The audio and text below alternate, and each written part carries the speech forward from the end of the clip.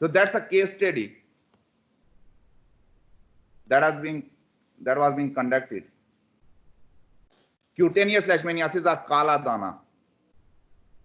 Another name for it is kaldana. In some, it is been spoken in somewhere in kaldana in some regions of Balochistan. As it is known locally, not only leaves a disfiguring scar on your face. Normally, the sandfly bites your exposed body part. So normally we have most of our body covered, but where we are exposed, I mean, it's possible that during the summer, if we use all those sandals, in that case, our feet are uncovered, our hands are uncovered, and then our face. So sandfly bites the body parts that are exposed, and unfortunately, our exposed body parts, they contribute a lot to our appearance, as we cannot hide them, so they are visible to everyone. So that's why most of the time, although that's not true, if it's possible that this fly can bite on at any exposed part, but most of the time either it's a face, either it's a hand, or it's feet. These are the three locations, and it's possible on the arm if you are using the half sleeves. These are the locations where sandfly bite, and you will have the disfiguring scar on the same place where it will going to bite. So it will going to bite at the site where the sandfly will bite, and that fly is hardly visible with naked eye. So once you are living in an area where you have the sandfly, you are extremely exposed to this. That there is always a possibility that a sandfly will going to bite you, and eventually you will going to encounter that scar. And that scar appears very, very ugly. Is it readable to you as well? Please confirm me. Yes, sir. Okay. So this is not for me. So disfiguring scar on your face, but permanently changes the perception of your own life. Although cutaneous leishmaniasis is not life-threatening, but still a single scar on your face, a single scar on your disfiguring scar on your hand can change your entire perception, change your entire concept about yourself. What you feel about yourself and what others they feel about you. And then the author, they write, "This is not me, sad by the women of Chaman." So these are the words of a person who experienced the cutaneous leishmaniasis. And she was a lady who was staying in Chaman, as she explained her encounter with the disease and the stigmatization. Stigmatization means sense of embarrassment, sense of shame associated with it. And this is the picture that how her face, once after infection, has a disfiguring scar. There are crested lesions on the face.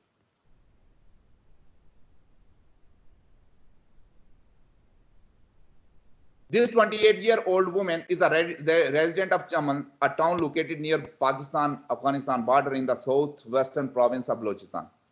For decades, Chaman has been a hub of refugees crossing the Durand line, and it is one of the many regions where poverty, lack of health resources show the true victimization of refugees. One such case is that of this woman. So it's a case study. She belonged to a poor family. Her father and the sole breadwinner of the family is a cattle rearer. She acquired her first lion at the age of 12. So unfortunately, that lady was exposed to leishmaniasis, and that the first lion was appeared when she was only 12 years old. And from there on, she was socially excluded and not allowed to go to the local madrasa, Islamic school. Because of that lion, she was not allowed to go to the school, because the other people, they were somewhat scared that maybe that lion will be transmitted to them. As she grew older, Multiple lesions appear on her arm, face, and exposed part of the body. And she described this as a period of grief for her, when her parents started isolating her from rest of the siblings to prevent further spread. So a lesion caused by the bite of a very small size fly has changed her entire life. And she was initially she was isolated from other children and she was not allowed to go to the school. Later on, even her parents isolated her from rest of the brothers and sisters to prevent this. But still, no treatment was acquired. Due to afflicting poverty, lack of resources in the region, but the scar had a deep impact on this woman.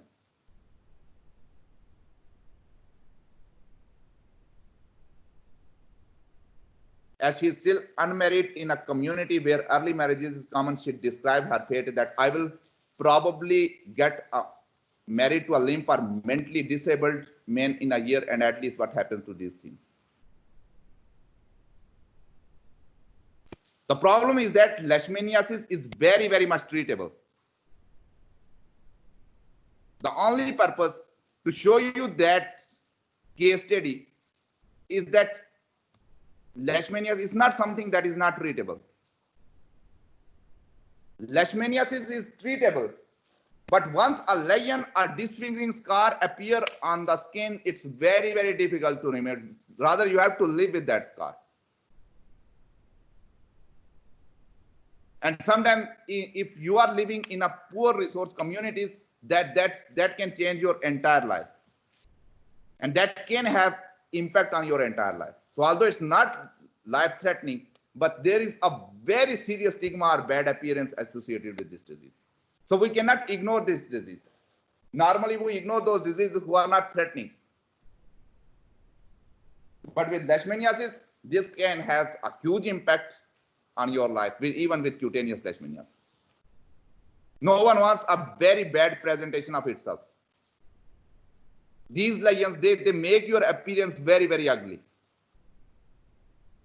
So it's always recommended that as soon as lesions appear on your skin, you try to need to go consult a doctor, physician, and look for some treatment. Very, very much treatable. Another name for cutaneous leishmaniasis is urban oriental sore. As far as disease itself is concerned, the ulcers, they are normally dry and they are painless. And they are about 25 to 70 millimeters. So it's about 3 to 6 centimeters in diameter. And they are self-healing. So a person heals, but still it will leave that disfiguring scar. Permanent.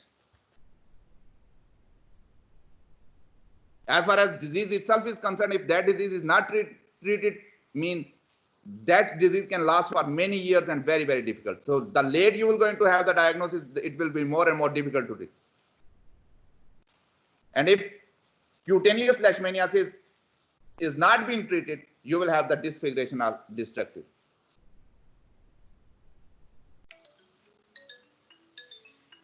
Just give me 1 minute, I have a call.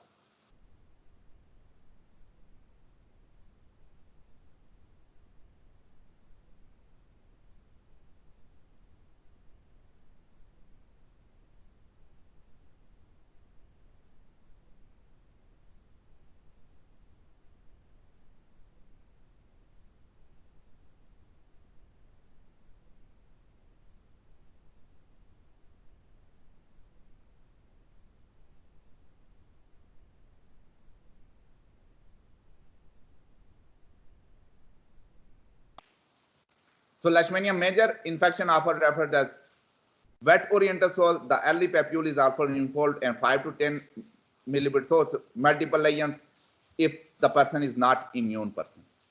So these two slides, they refer to the old world cutaneous leishmaniasis. And once again, it's more like similar that sometimes you will have multiple lesions on the skin, sometimes you have a single lesion on your skin. So and all those nodules, they contains large number of AMST codes. So you just need to take an aspirate, and you just need to take the fluid from those nodules and observe them under microscope. You will going to find lots and lots of AMST codes there. In New World, we have the Leishmania mexicana and Leishmania peruviana. These are two species that are responsible for cutaneous leishmaniasis in New World, that is the American world. And these are lists of all those species that are infecting. So once again, these are all pictures, they are from your population, from district Mirpur. So a child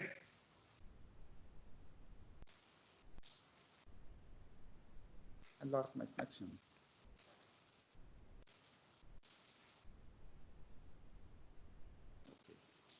So a child just it's a start of that disease. So it's developed a lesion on the face. Here you can see multiple all those lesions, and they are about 2 to 3 centimeter in diameter. So these lesions, they are on the arm. So multiple lesions. So these are all pictures how the cutaneous leishmaniasis appears.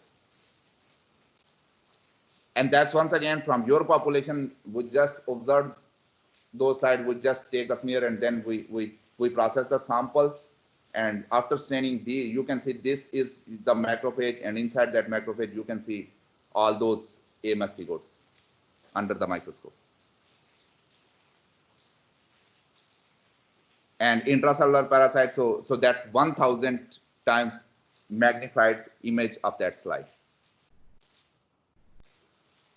That concludes my discussion on cutaneous leishmaniasis, and now we're going to discuss about another form of leishmaniasis. We name it as the mucocutaneous leishmaniasis. The initial signs of mucocutaneous leishmaniasis are same as cutaneous leishmaniasis, and the only thing is that it's in the either in the oral region or in the nasal region. And here it causes the destruction, deformity. And these are the species, once again, mostly New World, Brasiliensis, Mexicana, and Peruviana. These are 3 species that are responsible for mucocutaneous leishmaniasis. And these are some pictures of mucocutaneous leishmaniasis. Here you can see the destruction of the mucous membrane. And here with some pictures, you fail to discriminate between nose and the mouth. Very, very much destructive. And these are the treatments.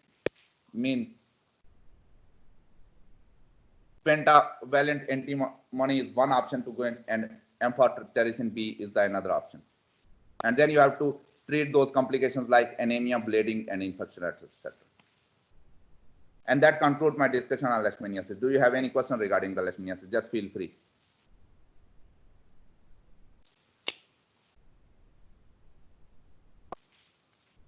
Do you have any question?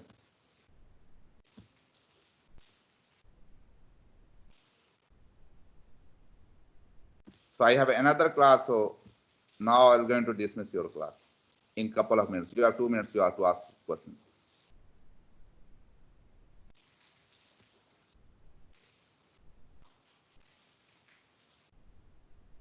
So thank you very much. Now I will going to end the meeting.